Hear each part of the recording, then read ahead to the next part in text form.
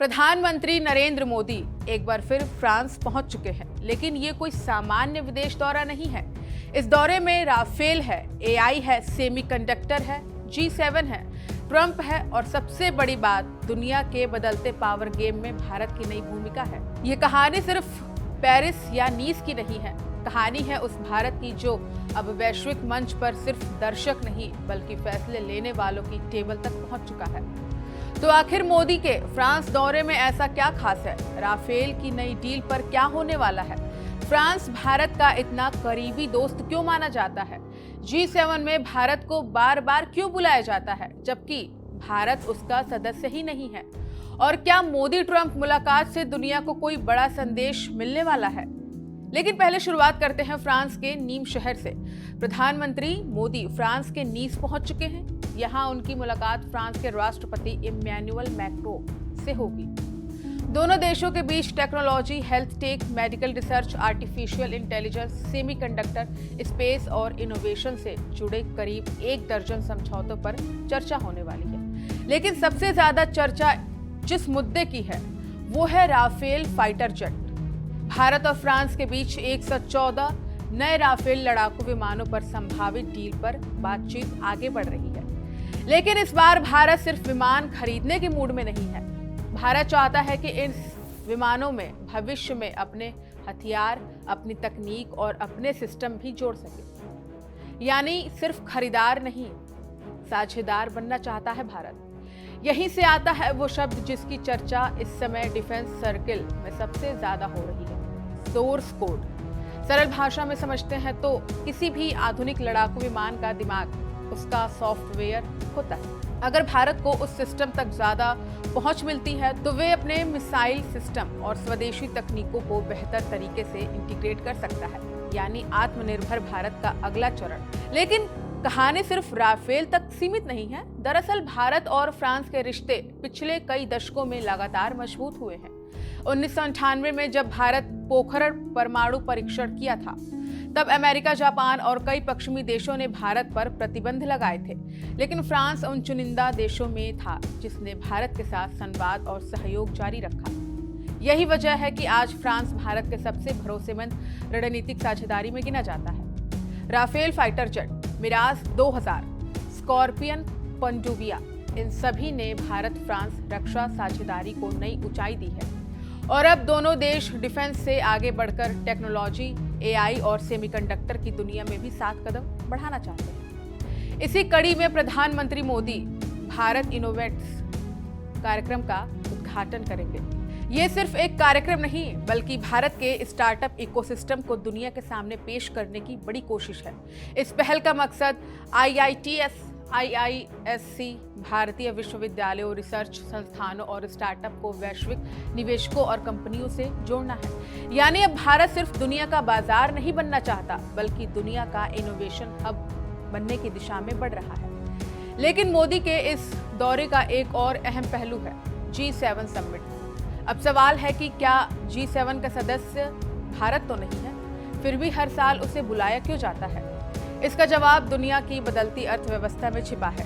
G7 में America, Britain, France, Germany, Italy, Canada और Japan शामिल है। ये दुनिया की विकसित अर्थव्यवस्थाओं का समूह माना जाता है। लेकिन पिछले 2 दशकों में वैश्विक शक्ति संतुलन बदलता है। भारत दुनिया की सबसे तेजी से बढ़ती बड़ी अर्थव्यवस्था है।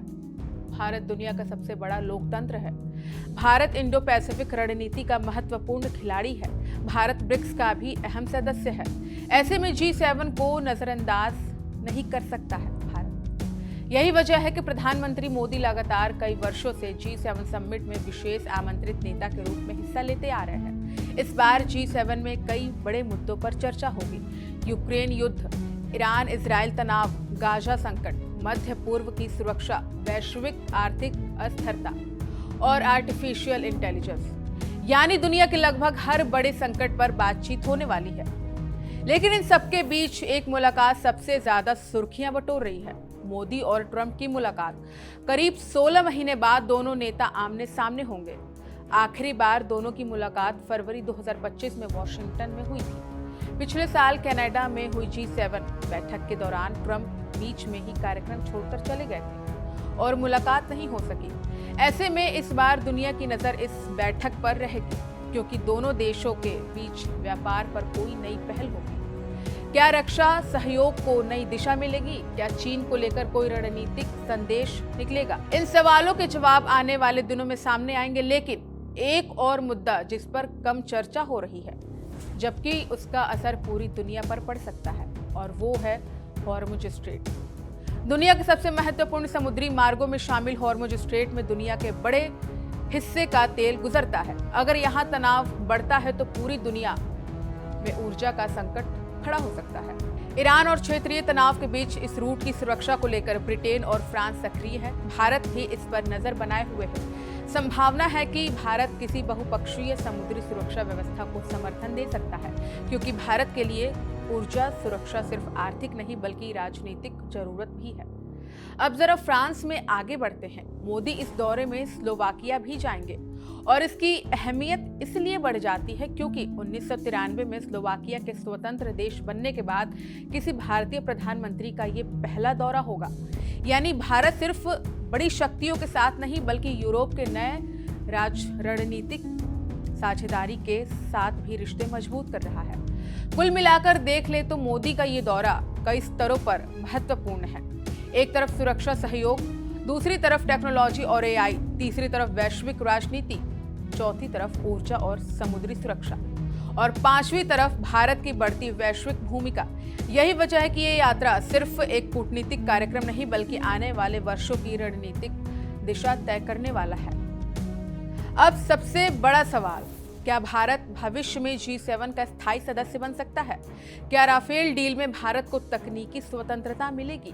क्या मोदी ट्रंप मुलाकात नए समीकरण बनाएगी? और क्या भारत पश्चिम और ग्लोबल साउथ के बीच एक पुल की भूमिका निभाता रहेगा? इन सवालों के जवाब अभी भविष्य के गर्भ में है, लेकिन इतना तय है कि आज दुनिया के बड़े मंचों पर भारत की मौजूदगी औपचारिकता नहीं रही। भारत अब उन देशों में शामिल है जिनकी बात सुनी भी जाती है और जिनके फैसलों का असर पूरी दुनिया महसूस करती है। और शायद यही इस पूरे दौर का सबसे बड़ा संदेश है। भारत अब वैश्विक राजनीति का दर्शक नहीं बल्कि एक निर्णायक खिलाड़ी बन चुका है।